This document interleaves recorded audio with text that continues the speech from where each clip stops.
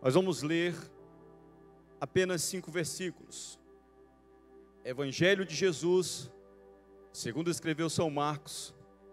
Para ganharmos tempo, diz assim: poucos dias depois, tendo Jesus entrado novamente em Cafarnaum, o povo ouviu falar que ele estava em casa. Estava onde? Pode ser mais forte, diga aí. Então muita gente se reuniu ali, de forma que não havia lugar nenhum junto à porta.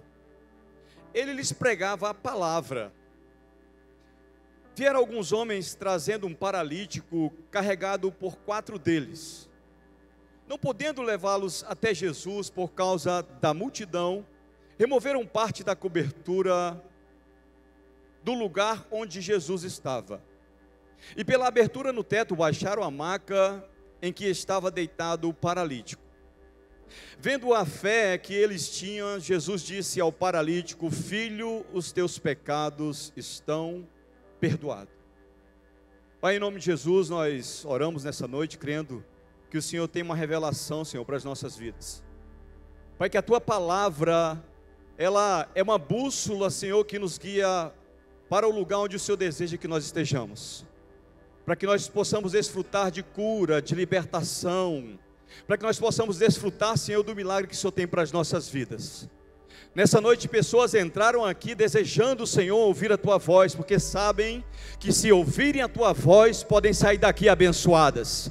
Nessa noite, pessoas entraram aqui nessa noite, porque creem que se o Senhor estiver na casa, elas podem ser curadas. Senhor, então em nome de Jesus, não deixe que nós venhamos sair daqui da mesma forma em que nós entramos, mas em nome de Jesus, opera maravilhas, para que o teu nome seja glorificado. Se você concorda com essa oração, diga amém, e aplauda o Senhor bem forte, em nome de Jesus.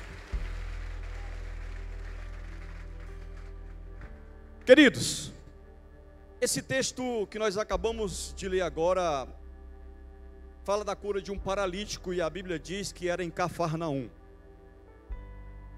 Outro dia eu vi uma pessoa lançando uma crítica com relação a esse culto de fé, às campanhas que são feitas nas igrejas. E essa pessoa me dizia: eu não posso abençoar a vida de alguém que está presa no adultério. Eu não posso dizer que uma pessoa que engana as outras vai prosperar porque ela está ali na casa de Deus. Eu não posso dizer que uma pessoa que já casou 5 vezes vai ser abençoada simplesmente porque ela vai ouvir a palavra. Eu olhei para aquilo e eu comecei a fazer uma análise, tentando entender o contexto em que ele havia falado aquilo. Todas as vezes que Jesus passava e por onde ele passava, a Bíblia diz que grande multidão seguia. No meio dessa multidão existiam vários tipos de pessoas. Existiam os curiosos, existiam as pessoas que queriam ouvir Jesus, já que Jesus tinha uma palavra de sabedoria e a sua sabedoria impressionava a todos. Mas também tinha aquelas pessoas que queriam ver os milagres, os curiosos. E tinha aquelas outras pessoas também que precisavam de milagres. O que é necessário para que Deus abençoe as pessoas? Você imagina que se no meio de uma multidão Jesus chegasse para curar alguém, olhando para aquela pessoa e dissesse: não posso curar você porque você já teve 5 casamentos com uma mulher samaritana e agora o marido que você tem não é teu.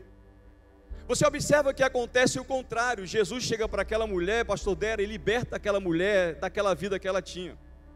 Porque se o que Jesus vai fazer por nós vai glorificar o nome de Deus, o nome dele, sabe, não importa aquilo que nós estamos vivendo no momento. Primeiro Deus nos transforma, primeiro Deus nos convence, e depois ele nos abençoa. Então quando Jesus ele passava por Cafarnaum, a Bíblia diz que a multidão seguia Jesus, porque a multidão esperava alguma coisa de Jesus. A multidão está desejando, sabe, ouvir Jesus, e no meio daquela audiência, no meio daquela pregação, eles sabiam que dali poderia sair algum milagre. Em Mateus capítulo 4, versículos 12 e 13, se você for ler, você vai observar que depois da morte de João Batista, Jesus sai de Nazaré e vai morar em Cafarnaum. Em Mateus capítulo 9 diz que quando Jesus foi para Cafarnaum, ele vai estar na sua própria cidade. Agora preste atenção, porque o que ocorre aqui é algo muito interessante.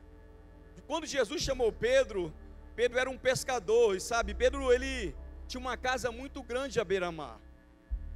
Nessa casa tinha muitos quartos, e ali Pedro alugava para as pessoas passarem um tempo. Foi num quarto daquela casa que Pedro levou Jesus para morar com ele. Quando Jesus chamou Pedro para o ministério, esse mesmo Pedro que emprestou um barco para Jesus pregar, agora vai emprestar um quarto para Jesus morar na sua casa. E como é interessante, a partir de então, a casa de Pedro também era a casa de Jesus. Jesus ele vai morar em Cafarnaum, e o texto diz que quando Jesus entrava em Cafarnaum, o povo soube que Jesus estava em casa. Quando eles souberam que ele estava em casa, a Bíblia diz que muitos se dirigiram para ali. A Bíblia diz que eram tantos, uma multidão como essa, muito maior do que essa, que nem espaço na porta para entrar tinha. Então a multidão vai sabendo que Jesus estava naquela casa, e quando a multidão chega, a multidão vai acreditando que vai receber o milagre de Jesus. Observem, esse detalhe é importante. A multidão só foi para aquela casa porque existia algo de especial naquela casa. O que existia de especial naquela casa, pastor Rides? Existia a presença de Jesus. Onde a presença de Jesus habita, há milagres. Onde a presença de Jesus habita, a salvação. Onde a presença de Jesus está, nós temos cura. Onde a presença de está, nós temos restauração. Você não está entendendo, mas já estou profetizando. Hoje é noite de restauração sobre a sua vida. Hoje é noite de cura na sua vida. Hoje é noite onde Deus vai te levantar desse lugar de onde você está, dessa situação, e vai abençoar a sua vida, em nome de Jesus. A razão principal que o povo buscava ali era Jesus. Jesus estava na casa. Eu quero dizer para você que hoje eu não vim apenas pregar aqui, porque eu acredito que hoje vai ser uma noite de cura também. Eu não vim aqui apenas trazer uma palavra, eu vim aqui liberar uma palavra profética na sua vida, porque eu sei que hoje vai ser noite de libertação também. Então eu olho para esse texto e que me inspira, sabendo que Jesus estava em casa. E eu tenho certeza que pessoas saíram da sua casa e vieram até essa casa, porque já ouviram falar o que Deus tem feito aqui em nosso meio. Sabe, Jesus tem feito coisas grandes aqui nessa casa, e nessa noite não vai ser diferente. Quem veio buscar o milagre, vai sair daqui com o seu milagre. Quem veio aqui buscar uma cura, vai sair daqui curado. Quem veio buscar uma resposta do Senhor, vai sair daqui com a sua resposta, em nome de Jesus.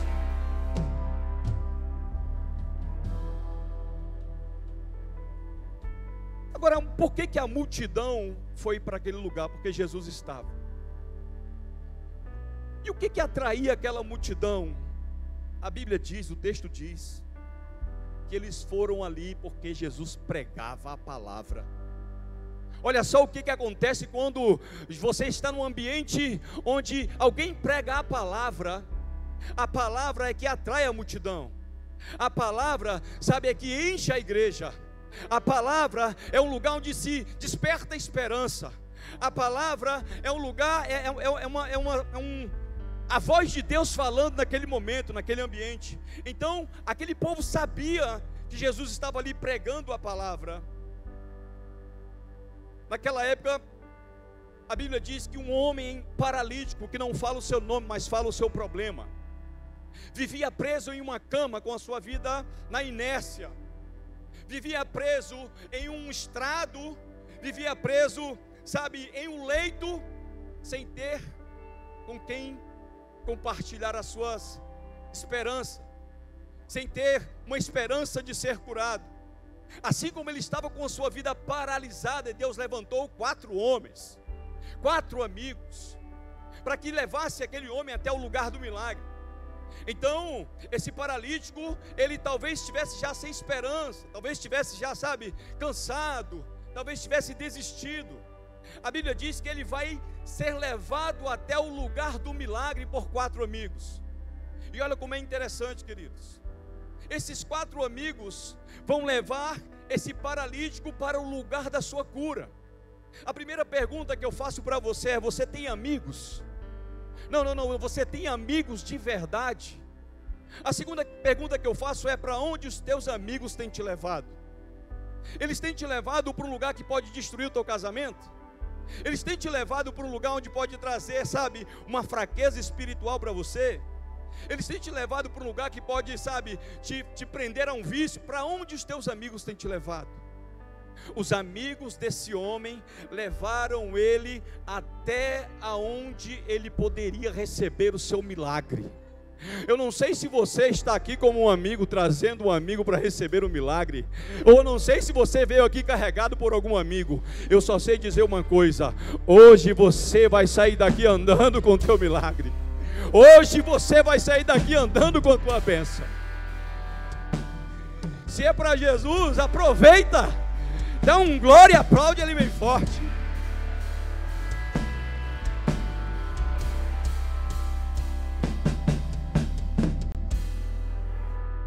Aquele homem era preso a uma cama.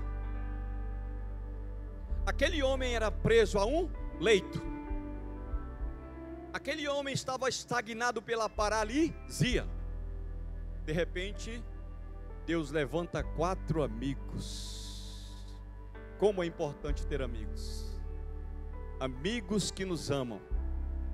Amigos que nos instruem. Amigos que nos levam para perto de Deus. Amigos que acreditam na nossa transformação. Queridos, quando eu não era crente, eu andava com um rapaz, a gente gostava de sair juntos. E eu lembro que nessa época, os dois perdidos, eu gostava muito de andar com ele era muito engraçado. Um dia ele olhou para mim e disse assim: eu não quero mais andar com você não.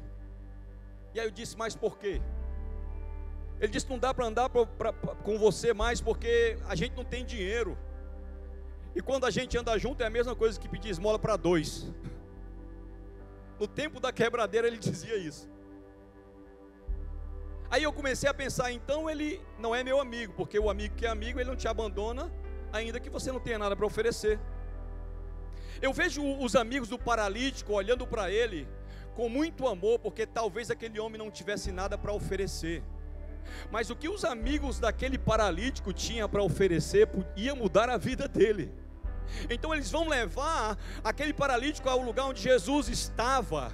Então eles vão levar o lugar onde Jesus estava pregando. Só que a Bíblia diz que quando eles chegaram, eles foram surpreendidos por uma grande multidão. Quando eles olham para aquela multidão, eles são desafiados a parar. Quando eles são desafiados a parar, eles vão começar a perceber que eles já tinham chegado tão longe, e eles não poderiam parar ali, porque o seu amigo talvez, se não chegasse até Jesus, não poderia ser curado. Então eles vão se juntar, eles vão ter uma estratégia, eles vão se encher de fé, e eles vão continuar levando aquele homem acreditando que ele poderia ser curado. A Bíblia diz que eles vão chegar naquela casa, e quando chegaram naquela casa, eles vão ter que arrumar uma forma de subir pelo telhado. Olha, o milagre do homem, ele não acontece mais na horizontal. O milagre do homem não acontece mais aqui na horizontal. Sabe por quê? Porque eles não tinham como fazer mais nada aqui. Eles tinham um impedimento, eles tinham um limite, eles tinham um obstáculo, mas eles estavam decididos a ver o amigo curado. Sabe quem é que não para? Sabe quem é que é curado? Sabe quem é que prospera?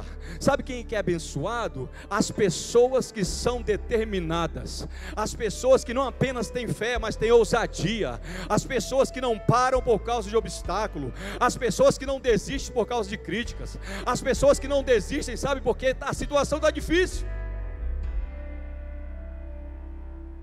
Se você parar, a situação vai continuar difícil. Agora, se você enfrentar a multidão, se você enfrentar os obstáculos, deixa eu te falar uma coisa: aquilo que você esperava vai acontecer. Eles arrumaram um jeito de colocar aquele homem no telhado. A Bíblia diz que Jesus está pregando e eles começam a quebrar aquele telhado, eles começam a pagar um preço, eles começam a pegar o homem na maca, eles vão colocar o homem naquele lugar, eles vão usar a corda e vão descer aquele homem exatamente onde Jesus estava. Talvez eles pensassem assim: olha, nós não podemos fazer nada para curar ele, mas nós vamos levar para quem pode. Existem coisas na vida da gente que a gente não pode resolver, mas a gente precisa ser inteligente e levar para quem pode. Aqueles homens colocaram o paralítico no lugar onde ele ia ser curado. A Bíblia diz que Jesus está pregando, e eu imagino que Jesus pregando aqui para a multidão, Jesus abençoando a multidão, Jesus profetizando para a multidão. Quando pensa que não, o telhado começa a cair, Jesus disse: rapaz, dá um stop aí, dá um pause na pregação. Se estiver gravando aí, para um pouquinho, porque o teto está caindo aqui. Quando Jesus sai um pouco, que ele começa a ver, a Bíblia diz que eles começaram a descer o paralítico. Vai descendo o paralítico, vai descendo o paralítico. Jesus olha para cima e vê aqueles 4 homens descendo o paralítico está descendo, está descendo, está descendo, está descendo. Quando Jesus olha para o paralítico, o milagre vai começar a acontecer. Sabe por quê? Porque o paralítico foi colocado no lugar certo, na hora certa, com a pessoa certa. Hoje você está no lugar certo, ouvindo a palavra certa, com a pessoa certa. Hoje é a noite do seu milagre. A Bíblia diz que Jesus vai olhar para o paralítico.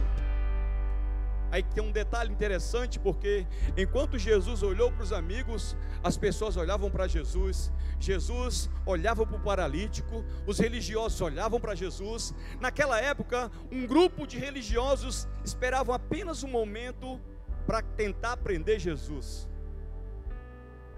A gente não pode se destacar que se levanta logo um monte de endemoniado querendo parar a gente. Com Jesus não foi diferente. Ele está aqui, ele está, vai curar o paralítico, mas a Bíblia diz que naquela época os fariseus não aceitavam que Jesus curasse. Jesus, ele começa o capítulo 1 do Evangelho de Marcos recebendo o Espírito Santo. Ele começa o capítulo 1 do Evangelho de Marcos, recebendo ali a palavra do próprio Pai, dizendo: esse é o meu filho amado, testificando a sua identidade. Mas quando chega no capítulo 2, Jesus começa a ser perseguido. Mas Jesus não para de fazer a obra do Pai por causa de perseguição. Deixa eu te falar uma coisa: não para de fazer aquilo que Deus mandou você fazer por causa de perseguição. Não para de fazer aquilo que o Senhor mandou você fazer por causa de crítica. Não para de fazer aquilo que Deus colocou no seu coração para fazer. Sabe por quê? Esse negócio é teu e de Deus. Isso é um negócio de vocês dois.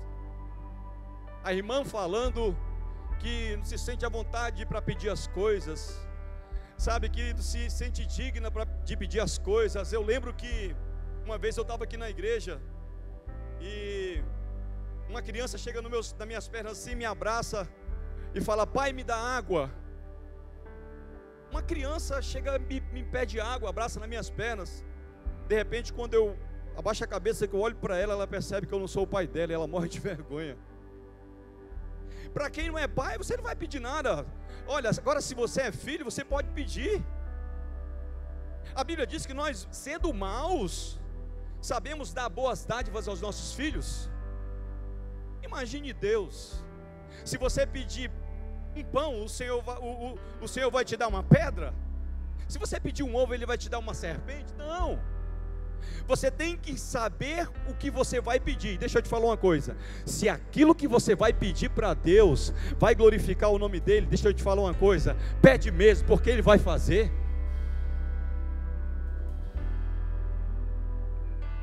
Jesus cura esse paralítico aqui, gente. Mas presta atenção: os fariseus não aceitavam que Jesus curasse aquele paralítico, porque eles tinham uma crença, herética, errada, que dizia que as enfermidades, as doenças eram causadas por pecados. Aí Jesus vai quebrar os argumentos dele, quando Jesus fala lá em Marcos capítulo 9, ele fala do cego de nascença. Jesus passava com os discípulos perguntam para Jesus: quem foi que pecou, ele ou os pais dele, para que ele nascesse assim? Aí Jesus disse: nem ele e nem os pais dele, mas ele nasceu assim, para que se manifestasse nele a glória de Deus. Deixa eu te falar uma coisa, você está passando por algumas situações na sua vida, alguns momentos difíceis, sabe, alguma coisa que tem te paralisado, que tem te prendido, não numa maca, não no leito, mas às vezes, sabe, na depressão, na crise de ansiedade, na crise do síndrome do pânico, no medo, sabe. Deixa eu te falar uma coisa, quando você entender que isso não tem a ver, sabe, muitas vezes com os teus erros ou com os teus pecados, mas com aquilo que Deus quer fazer na sua vida, você vai sofrer menos. Aquele paralítico, ele está ali por causa do pecado. Os fariseus diziam: esse aí não é o filho de Deus, esse não é o filho de Deus. Se ele curar esse paralítico, ele é o filho de Deus, porque eles diziam: para esse paralítico ser curado, ele precisa ser livre desse mal, ele precisa ser perdoado dos seus pecados. Para esse paralítico ser curado, Jesus tinha primeiro que perdoar os pecados. Olha, gente, como é que acontece as coisas. O texto diz que quando Jesus está de frente do paralítico, Jesus não diz: seja curado. Jesus disse o quê? Perdoados estão os seus pecados. Sabe por quê? Porque não adianta a gente querer combater, sabe, as consequências. A gente tem que buscar combater a causa do problema. Não adianta a gente ir atrás, sabe, de tentar curar, combater, sabe, aquilo que a gente está vendo. Porque o que paralisava aquele homem não era a sua paralisia física apenas, era o pecado. Então Jesus disse: perdoado estão os teus pecados.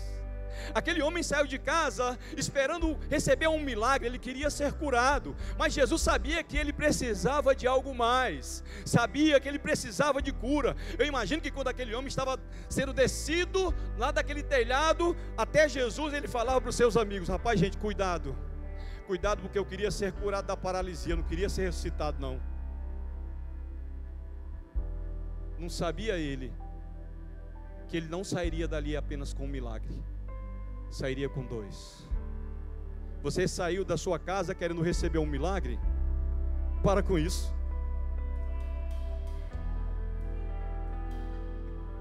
Olha para o teu irmão do teu lado e fala assim: ó, para com isso, o Pai tem mais para ti. Para com isso, olha, ei, a Bíblia diz que Ele faz infinitamente mais do que nós pedimos ou pensamos, segundo o seu poder que opera em nós. Sabe, Deus tem mais para cá, Deus tem mais para cá, Deus tem mais para ali, tem mais para o fundo, tem mais aqui para frente, Deus tem mais. Quando Jesus disse: levanta, toma o teu leito e anda, gente, aquilo que impedia ele de seguir em frente, não impede mais. Como é que é, pastor Ritz? Aquilo que impedia ele de avançar, aquilo que impedia ele de ser feliz, aquilo que impedia ele de ter uma vida, sabe, próspera, aquilo que impedia ele de romper, aquilo que impedia ele de, sabe, de ser grande, não impedia mais. Aí a Bíblia diz que ele foi até a casa onde Jesus estava, recebeu a sua cura. Aí Jesus disse para ele: agora volta para a tua casa. Não entendeu ainda? O milagre que Deus vai fazer na tua vida, que não vai ficar só na tua vida não, vai alcançar a tua família, vai fazer muito bem lá para a tua casa. Sabe, esse milagre vai alcançar os teus vizinhos, esse milagre vai alcançar outras pessoas. Sabe por quê? Porque Deus quer ser glorificado no meio dessa dificuldade que está te paralisando.